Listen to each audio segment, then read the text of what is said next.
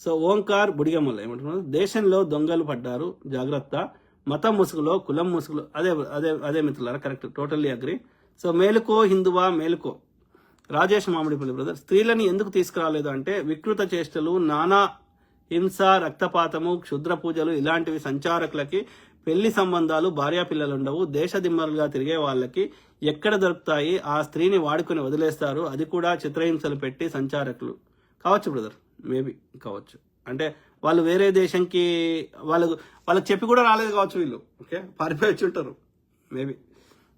రాజేష్ మామిడిపల్లి, నేను ఈ మధ్య సోషల్ మీడియాలో పిల్లలు కులం పేర్లు పెట్టుకుంటే ప్రతి ఒక్క ఛానల్ వాడు పిలవడం, ఇంటర్వ్యూలు ఇవ్వడం, బిగ్ బాస్కి వెళ్ళండి అని చర్చలు మీరు గమనించండి బ్రదర్. కులం పేరు ఇన్స్టాగ్రామ్లో పెట్టుకున్న అమ్మాయిలకి పెద్ద పెద్ద ఛానళ్ళు ఇక వేరే ఛానళ్ళకి ఛాన్స్ ఇవ్వకుండా ఇంటర్వ్యూలు, బిగ్ బాస్లు అంతా మనం కూడా అదే కులం పేరు పెట్టుకోవాలి సోషల్ మీడియాలో. అదే బ్రదర్, ఏం పిచ్చి అది, వెర్రి, ఓకే. దాంతో మనిషి గుణానికి విలువిస్తాం. కులం దేముంది, ఏం పాడైంది, కులం పేరు పెట్టుకుంటే అయిపోయిందా? నా కులపోడు ఎంత దుర్మార్గుడైనా నేను వానికి గుడ్డిగా మద్దతు ఇవ్వాలా?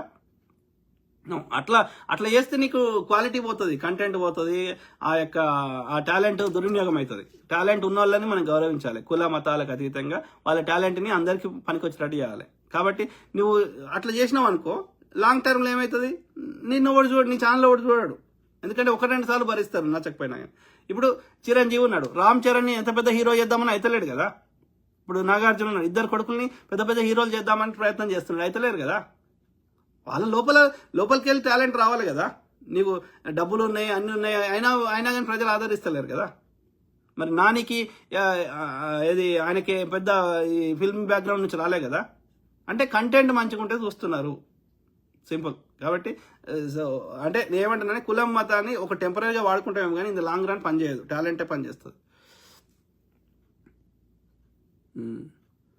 చంద్ర అద్భుతమైన విశ్లేషణ, థ్యాంక్ యూ బ్రదర్. ఎవరు, Jilani Shaikh, go ahead sir, thank you brother.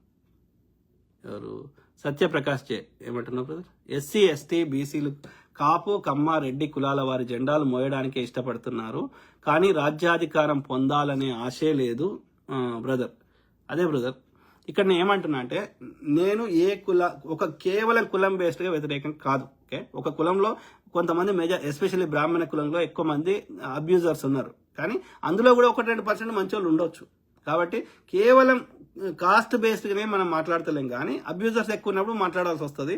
కానీ నేను ఏమంటున్నా అంటే, కులాలకి మతాలకు అతీతంగా మంచివారు ఎవరు ఏ కులంలో ఉన్నా, ఏ మతం, ఇంక్లూడింగ్ రెడ్డి కమ్మ కాపు బ్రాహ్మణ ఇంకేదైనా సరే మనం వాళ్ళని గౌరవిస్తాం.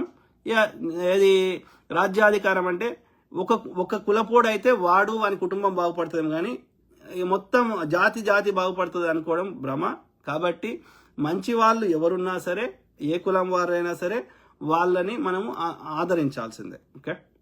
అంటే కులాలకు మతాలకు అతీతంగా అందరం కలిస్తేనే మనము ఒక సమిష్టిగా పరిపాలన చేయగలుగుతాం, సమిష్టిగా ఏమైనా మంచి చేయగలుగుతాం. కాబట్టి గుణముకే విలువ, కులానికి కాదు, అర్థమైందా? సో కులం అనేది అది ఒక ఓల్డ్ కాన్సెప్ట్, అది ఒక చెత్త మన మీద రుద్దబడింది, అర్థమైందా? సో ఆ చెత్తని మనం పాటించాల్సిన ఇప్పుడు నా తల్లిదండ్రులు ఎవరో చెప్పకపోతే, సమాజంలో చెప్పకపోతే నేను ఏ కులమో ఎట్లా తెలిసేది నాకు? అంటే ప్రకృతి మనకు కులం పెట్టలేదు, ఎవడో చెత్త నా కొడుకు పెట్టిండు, దాన్ని మనం పట్టించుకోవాల్సిన అవసరం లేదు. మంచి వాళ్ళందరము ఐకమత్యంగా మన పరిపాలనని మనమే పరిపాలించుకొని మనము సద్వినియోగం చేసుకోవాలి. కానీ ఆ కులం పోయేటట్టు కనిపిస్తలేదు కాబట్టి సమన్యాయం చేయాలంటే ఏ కులం బాట వానికి ఇస్తే కొట్లాట పోతుంది. ఎవరు ఎంత జనం ఉంటే అన్ని సీట్లు వాళ్ళకి ఇస్తేస్తే కొట్లాట పోతుంది. నాకు అన్యాయం అయింది, నీకు అన్యాయం అయింది, తలకాయ నొప్పి ఉండదు. కాబట్టి అందుకోసం ఆ బీసీ బిల్లు, మహిళా బిల్లు ఇంప్లిమెంట్ చేస్తే ఈ తలకాయ నొప్పి పోతుంది.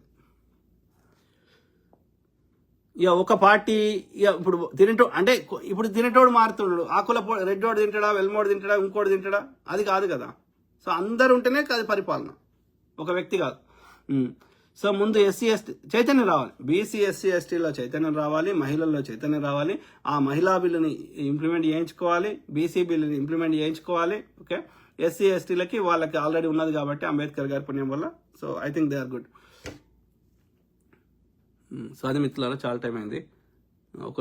లాస్ట్ ఒకటి సత్యప్రకాష్ జే, అంబేద్కర్ భావజాలం కలిగిన వారు అందరూ ఒకటే వాళ్ళు బ్రదర్. అదే బ్రదర్, అంబేద్కర్ భావజాలం అంటే అంబేద్కర్ అయినా, పెరియార్ గారైనా, లేకపోతే పూలే దంపతులైనా, ఇంకెవరైనా ఓకే, సామాన్యులైనా సరే సామాన్యాయం కోరుకుంటున్నారు. అంటే ఈ వివక్ష మనువాదం ఉండకూడదు. అందరికీ ఆ యొక్క ఏమంటారు భూమి కానీ, ఆ యొక్క డబ్బులు సంపద కానీ, లేకపోతే హక్కులు కానీ అందరినీ ఈక్వల్ ట్రీట్ చేయమంటున్నాం. వాళ్ళని ఇంకో కులపోని చెడ్డగా చూడమంటలేం. ఈవెన్ బ్రాహ్మణ్ అయినా ఇంకోనైనా వాళ్ళని చెడ్డగా చూడమంటలేం.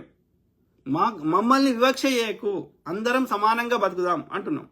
అది వానికి నచ్చట్లేదు. వానికి ఒక సిస్టమ్ ఒక అబ్యూస్కి అలవాటు చేసుకున్నాడు. దాని నుంచి వాడు కష్టపడకుండా వాడు మన సంపదను శ్రమ దోపిడీ చేయాలనుకుంటున్నాడు, సంపద దోపిడీ చేయాలనుకుంటున్నాడు, మన మీద ఆధిపత్యం చేయాలనుకుంటున్నాడు. అది వద్దు అంటే వానికి నచ్చలేదు, కానీ తప్పదు. ఈ has to accept the reality and ఏమంటారు అందరూ సమానంగా ఉండాల్సిందే. అందుకోసమే ఈ స్వతంత్రం వచ్చినాక మన పెద్దలందరూ కలిసి రాజ్యాంగం ఇవన్నీ ఇంప్లిమెంట్ చేశారు. కాబట్టి దాన్ని అంతే మళ్ళీ ఉల్టా చేస్తా అంటే ఊరుకోవద్దు. సో కాబట్టి నేను ఏమంటున్నా అంటే మనందరం ఎవరైనా సరే, ఏ కులమైనా, ఏ మతం వాళ్ళైనా దయచేసి ఓకే ఏది సమన్యాయం కోసం పోరాడదాం. మన యొక్క సంపద, మనం కట్టిన ట్యాక్స్ డబ్బులు కావచ్చు, అది జాతి సంపద కావచ్చు, నదులు కావచ్చు, ఇసుక కావచ్చు, లేకపోతే చెరువులు కావచ్చు, భూగర్భ ఖనిజాలు కావచ్చు, అవి జాతికి అందాలి, అందరికీ అందాలి. ఒక వర్గం వారు దోసుకుంటా అంటే చూస్తూ ఊరుకోకూడదు. సో అందుకోసం అనునిత్యం ప్రశ్నిద్దాం, పోరాడదాం, ప్రజాస్వామిక పద్ధతులను చేద్దాం. కానీ వాళ్ళు ఆ భాషను వాడి ప్రశ్నించే ఒక శాంతియుతంగా ఎలాంటి అబ్యూజివ్ లాంగ్వేజ్ లేకుండా సబ్జెక్ట్ మాట్లాడుతున్న వాళ్ళ మీద నిరంతరం దుష్ప్రచారాలు, ట్రోల్స్, దాడులు చేస్తామంటే మనం వాళ్ళ భాషలో చెప్పాల్సిన పరిస్థితి వస్తుంది. అట్లా కూడా చెప్తాం, ఇట్లా కూడా చెప్తాం, అట్లా కూడా చెప్తాం. ఓకే, సిచ్యువేషన్ బట్టి.